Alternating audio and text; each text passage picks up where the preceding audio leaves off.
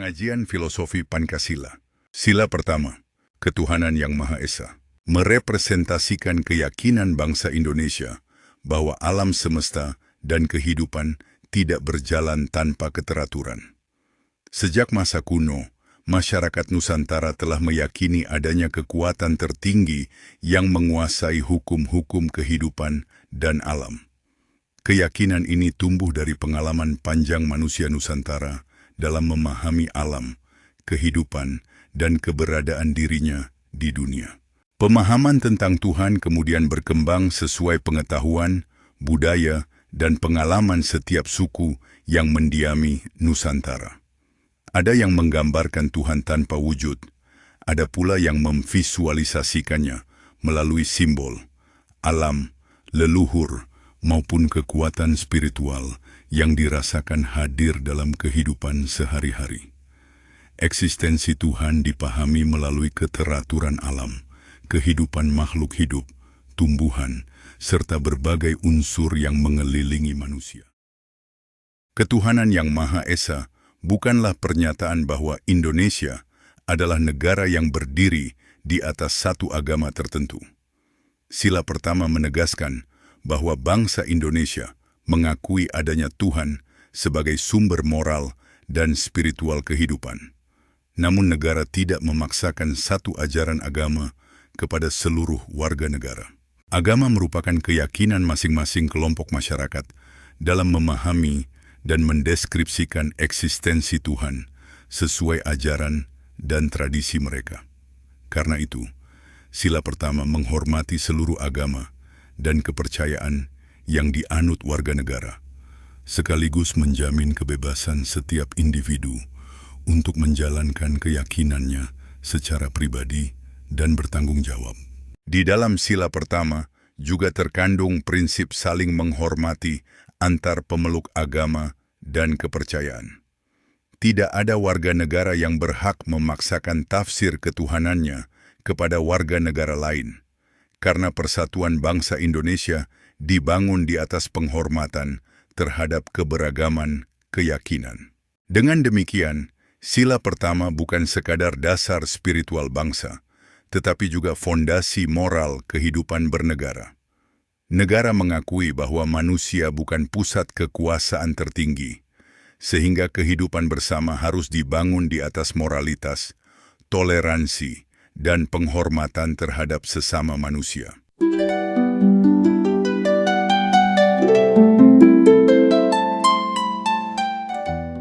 Sila kedua, kemanusiaan yang adil dan beradab, menegaskan bahwa negara Republik Indonesia dibentuk oleh manusia yang memiliki kesadaran moral, akal, dan tanggung jawab sebagai makhluk ciptaan Tuhan. Manusia tidak hanya hidup sebagai individu, tetapi juga sebagai bagian dari masyarakat yang membangun peradaban bersama. Dengan akal, pengetahuan, dan pengalaman hidupnya, manusia membentuk bangsa dan negara sebagai wadah untuk menciptakan kehidupan yang tertib, adil, dan bermartabat. Karena itu, negara harus dibangun di atas penghormatan terhadap nilai kemanusiaan, bukan atas kekuasaan yang menindas atau merendahkan martabat manusia. Kemanusiaan yang adil berarti setiap warga negara memiliki hak, kewajiban, dan kedudukan yang setara dalam kehidupan sosial. Tidak boleh ada penindasan, diskriminasi, atau perlakuan yang menghilangkan hak dasar manusia hanya karena perbedaan suku, agama, ras, status sosial, maupun pandangan hidup. Sedangkan beradab berarti manusia menjalankan kehidupan dengan akal, moral, etika, dan rasa tanggung jawab terhadap sesama. Peradaban bukan hanya kemajuan teknologi atau kekuatan ekonomi, tetapi kemampuan manusia membangun kehidupan yang menghormati hukum, keadilan, budaya, dan nilai kemanusiaan. Dengan demikian, sila kedua menempatkan manusia sebagai pusat pembangunan bangsa, namun tetap dalam kesadaran moral bahwa manusia bukan makhluk tanpa batas. Negara dan masyarakat harus berkembang melalui keadilan, ilmu pengetahuan, dan peradaban yang memuliakan manusia, bukan menghancurkannya.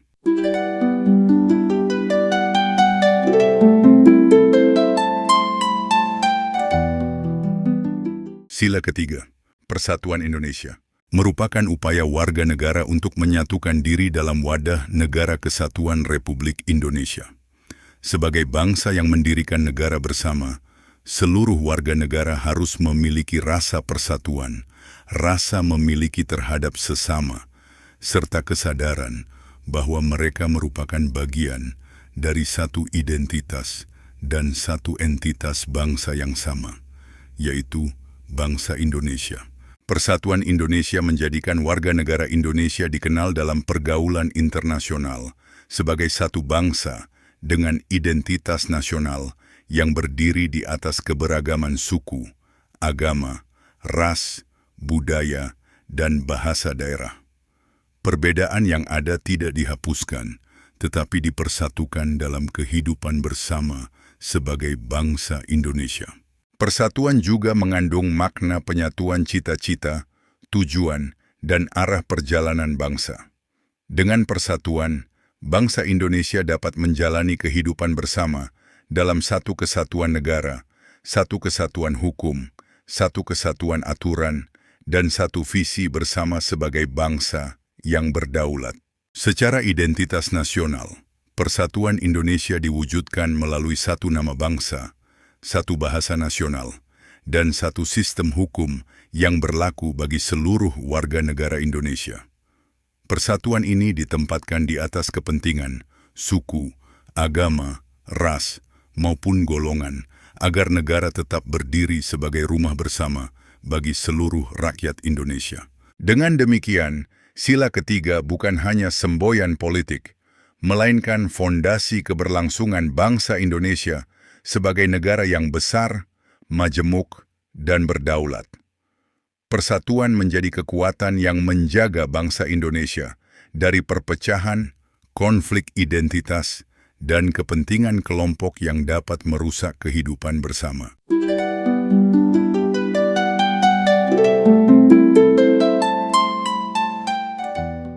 Sila keempat, kerakyatan yang dipimpin oleh hikmat. Kebijaksanaan dalam permusyawaratan perwakilan menegaskan bahwa Republik Indonesia dibangun atas kehendak rakyat dan dijalankan untuk kepentingan seluruh rakyat Indonesia. Negara bukan milik golongan tertentu, melainkan wadah bersama tempat rakyat. Memiliki hak untuk menentukan arah kehidupan, berbangsa dan bernegara.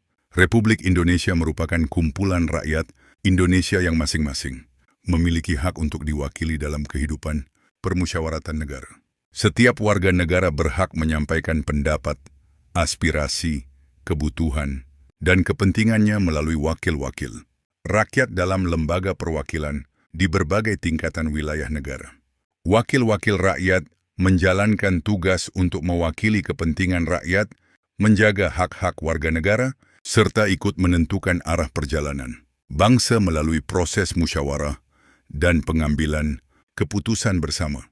Dengan demikian, kekuasaan negara tidak dijalankan berdasarkan kehendak pribadi penguasa, melainkan melalui keterlibatan rakyat dalam sistem perwakilan yang sah. Sila keempat juga menegaskan bahwa demokrasi Indonesia tidak hanya didasarkan pada suara terbanyak, tetapi pada hikmat kebijaksanaan dalam permusyawaratan. Artinya, setiap keputusan negara harus mempertimbangkan akal sehat, moralitas, kepentingan bersama, dan kebijaksanaan demi menjaga persatuan serta keadilan bagi seluruh rakyat Indonesia.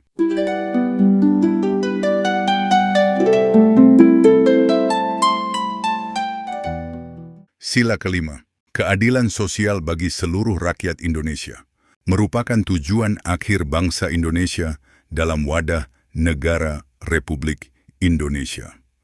Seluruh penyelenggaraan negara, persatuan bangsa, kehidupan demokrasi, dan pembangunan nasional pada akhirnya harus diarahkan untuk menciptakan keadilan dan kesejahteraan bagi seluruh rakyat Indonesia.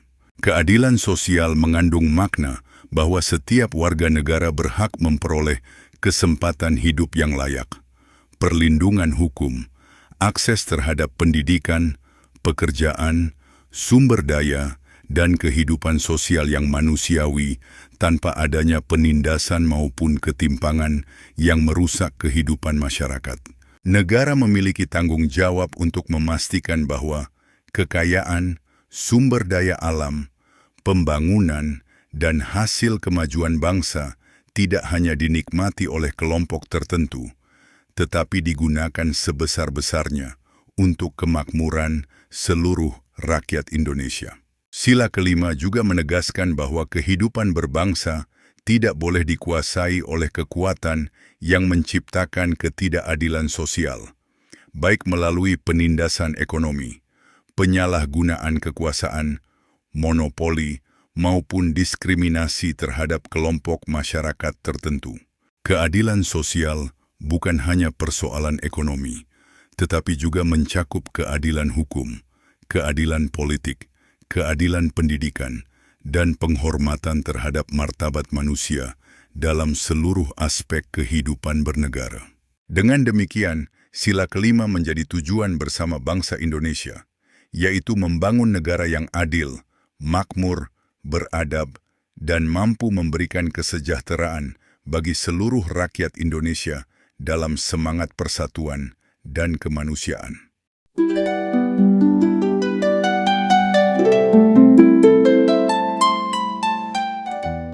Kajian ini disampaikan kepada seluruh rakyat Indonesia, terutama kepada para penyelenggara negara dan setiap pribadi warga negara yang di pundaknya dipikul amanah untuk menjalankan negara, khususnya kepada mereka yang telah bersumpah untuk setia kepada negara Republik Indonesia dan Pancasila.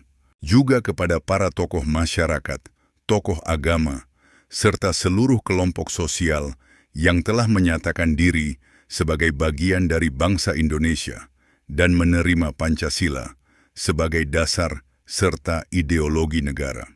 Pancasila bukan sekadar simbol kenegaraan, melainkan pedoman moral dan arah kehidupan bersama bangsa Indonesia.